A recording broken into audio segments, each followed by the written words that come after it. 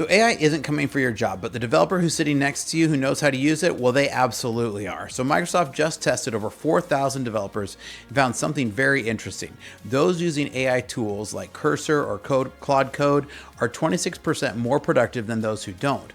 But here's the kicker. Junior developers are actually seeing up to 40% productivity gains, while senior developers are more at 16. So it averages out across the Microsoft survey to 26%. Now, one engineer has worked and has explained a lot about how he's doing this. And one of the big reasons why we're seeing this is while you're debating whether AI will replace programmers, you're missing out on the fact that other programmers are already using AI and they're becoming more and more productive, and those might be the ones to replace you. Let's dive into this today.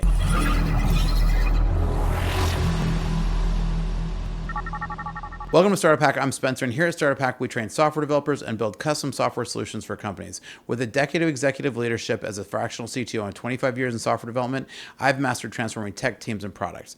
So the AI replacement debate has everyone focused on the wrong threat. It's not AI versus human. It's AI-powered humans versus traditional humans. The gap is widening fast, and being on the wrong side of this divide could end your career faster than any robot ever could. Now, Microsoft research involved over 4,000 developers shows those using coding tools with AI achieved a 26% increase in productivity across all experience levels. So this is as they average those experience levels across everybody, right? Now, junior developers consistently see the largest productivity gains in AI tools, and they increased from 21% to 40% in coding tasks, whereas senior developers saw more of a modest gain from between 7% and 16%, often because they're more resistant to changing, but also just because they ultimately aren't finding that it's going to be that big of a jump. So companies are starting to notice these productivity differences and making hiring decisions based on how proficient you are with AI tools. Not because they think that it's going to replace you, but because they always want an employee who's going to be more efficient. So the developer who embraces AI assistants are completing tasks faster. Now, you also need to make sure you're checking bugs and those kind of things. And then we're going to see a lot more on this as we come in more in the future. But it's not just about writing code faster. It's about freeing up mental energy for architecture, problem solving, and creative solutions, because we know as a developer, writing code is not the only thing. So where this portion of your job may get more efficient, it should free you up for bigger things. Now, a clear split is emerging between developers who effectively use AI tools and those who are resisting them or poorly implementing them. So an AI fluent developer are getting promoted faster. Maybe it's because of the hype. I don't know. We don't really know, but we're seeing a lot more of this, but partly because people like developers who are trying to gain efficiencies. And that's been true for as long as I've been a software developer. Companies who are quietly tracking which developers are using AI tools effectively and which ones are struggling to keep up. So job interviews are starting to include AI tool assessments, not just coding challenges, but how well a candidate can you work with AI. The resistance to AI tools is creating a generational gap in the workforce that mirrors the early days of version control and automated testing adoption. So within 2 years, not knowing how to effectively work with AI tools will be as career limiting as not knowing how to use Git or how to write unit tests. Now, Mark Summerfield at Hostology went from managing a lot of people, and there's an interesting report here. Let me get the report pulled up here. So I originally found this article, and he started off with how I replace a team of 15 with a single engineer. And of course, immediately, I was about to not even click on it, but then he says, you need more than just a vibe, right? So he's already right off the bat saying, hey, look, now this isn't an AI hype fantasy piece, right? So I thought this was a really interesting part because he actually breaks down on exactly how they went through and where it had to start. So he says that at Hostology in 2023, they were going to grow, but then the company came into some problems. So a few weeks after he started, the wheels came off. And so they had to raise funds, and they went through and they basically canned a ton of different people, right? And he went from a big team down from 15 people down to a very small team. So then he talked about what he had to do to get to efficiencies really quick. So he said, look, he had bloated repositories, so he had to start with pulling some of these out. They had tightly coupled services. They had to pull some of those down. There was poor coding standards, so he had to get rid of some of that. The lack of automated testing, lack of observability and monitoring, so he had to get all this set up, right? And so as he came down to all of this, he started doing all this, and then he said, hey, then there's AI. He was like, this is even more true if you're using AI. So that's the funny thing about it right off the bat is, and this is what I've been trying to say for a long time. If you want to use AI, it's not going to help you solve bad engineering practices. So if you have all of these bad engineering practices that he's talking about here, you're going to be in more trouble if you try to add AI to it. Because what he says here, I couldn't understate more. AI doesn't help with technical support. It doesn't have the business context, the customer context, or the technical context to identify most bugs, nor can it interact with your platform to investigate and identify a problem in the way that a human can. So like, I totally agree with that right there. So he says for an AI-enabled team, the opportunity cost of a bug is higher. Let me highlight that here. For the AI-enabled team, the opportunity cost of a bug is even higher. So he says basically you've got to reduce bugs right from the get-go. And so he continues to go through and talk about all of this. He says, but now I have fewer resources. I'm far more reluctant to hire. What's changing my tone? So once he trimmed down, he's actually saying he doesn't necessarily need as many developers because he just found they were actually bloated and causing bad practices in general. Right now, again, I'm not saying we shouldn't be hiring here, but he says he comes down to really what the main point is. Our productivity statistics bear this out. We transitioned from 2 devs to 1 in February. In Q1, we resolved this. Q2, we did this because he's just using really base engineering practices. So he says, I think an important shift that more businesses like ours will likely be making, VC funding will become more of a minority path. I agree with this. So I've always been a fan of this. I like to use software development to solve problems, not just bloat teams, right? Vibe coding may be a meme, but there's a real value in AI tools. And if you can combine them with the right level of strategic planning and technical skills, the results can be great. Again, not that it's going to replace any developers, because this has got to come back to some core engineering practices, right? You've really got to make sure that you're building and that the future of software development is some smaller, more efficient teams that can leverage AI, but the developers are not going away, and it's going to come right back to the same AI cleanup. So if you don't do that cleanup in the first place, you're going to be, a huge problem. Now, the backlash against vibe coding reveals a fundamental misunderstanding of how successful developers can actually use AI. The problem is vibe coding has given such a bad taste to most people that they have started to dismiss AI tools altogether. That's a terrible idea. I get accused by a lot of people on here of being anti-AI. I'm not. I'm an AI realist. I want to be able to see companies be successful with AI.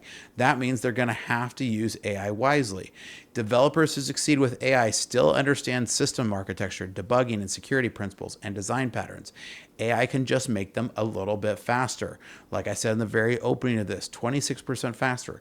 If I told you there was something that made you 26% faster at anything, you would want it, right?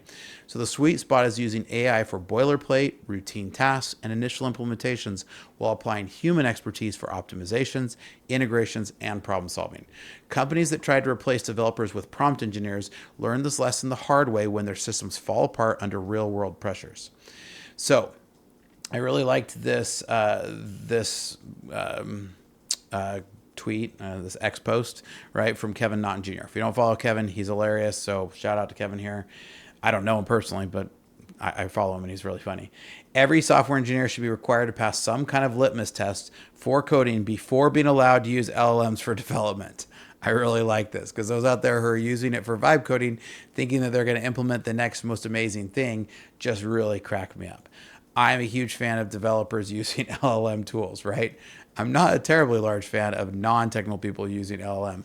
It's great if you want to do some prototyping and stuff with it. If you think you're going to write the next Google with it, good luck. Google engineers, meta developers, and other top-tier professionals are openly discussing how AI tools can help them focus on harder problems. So the shift from AI is cheating to AI is essential is happening faster than a lot of people in the development community want to predict. Now, AI is essential because it becomes like the Iron Man suit. I love Andrei Karpathy's analogy to this, right? We're not talking about AI robots that don't require the humans. We're talking about the Iron Man suit that it takes the human inside of it and makes them spectacular. So the conversation has moved from should we use AI to how do we use AI most effectively? And that is what we need to do. How should developers be using it? Traditional coding interviews are becoming less predictive of job performance when AI can help with syntax and basic algorithm problems. That's why when I do a lot of my own interviewing, I'm looking for concepts rather than just blank syntax, approvals, right? The ability to teach and mentor AI-assisted developers is becoming a premium skill for senior roles. Now, junior developers have fewer preconceived notions about the right way to code, making them more open to assisted workflows. The traditional apprenticeship model is breaking down a little bit because juniors with an AI assistant can get to contributing meaningful to projects much faster. Let me restate that. A junior who knows good concepts and can write code and can get in and implement can excel much faster if they're learning how to use AI tools correctly. So you got to use it as a help, not as a crutch, right? Companies are finding that AI trained junior developers can handle tasks that previously required a mid-level or senior level developer. The learning curve is accelerating. Juniors are absorbing patterns, best practices, and domain knowledge through AI interactions. Now, if you start using it as a crutch, that's when you get in trouble and your mind actually gets worse. Senior developers who don't adapt and are finding themselves managed by junior developers who understand both traditional development and AI integration. Now, if your company has systems that aren't connected, reach out to us because here at Startup Hack, we love to help companies come in and connect their systems to improve maximum efficiency. We like to help you improve ROI on your projects. Now, developers who refuse to learn AI tools are unknowingly pricing themselves out of the market by requiring more time for the same output. Project estimates from AI resistance teams are becoming uncompetitive compared to AI fluent teams who can deliver faster without sacrificing quality. Career progression gap is widening. This has always been true in technology that you have to continue to learn. So you don't want to be left behind. You want to become AI savvy developers. That doesn't mean it's going to replace you. It means it's going to become the Iron Man suit. Success with AI tools requires shifting from I must write every line of code to I need to solve this problem efficiently. The best AI assisted developers think of themselves as system architects who happen to code rather than coders who architect systems. So the most successful developers treat AI like any other tool in their toolkit, powerful when used appropriately, counterproductive when misapplied. So teams where everyone uses AI tools develop shared vocabularies, workflow, and best practices that create compound productivity gains, right? AI fluent teams can onboard new developers faster because learning resources and code generation speed up the ramp-up process. So the social proof effect is strong. When high-performing team members openly use AI tools, others quickly follow suit. So the end game isn't humans versus AI or AI replacing human. It's AI augmented humans becoming the new baseline for professional competence. Developers who master AI collaboration will define the next decade of software development standards and best practices. The most innovative companies are already building their technology strategies around AI-assisted developers. And that's what's going to continue to accelerate them, right? Traditional software development education is rapidly becoming outdated without AI integration components.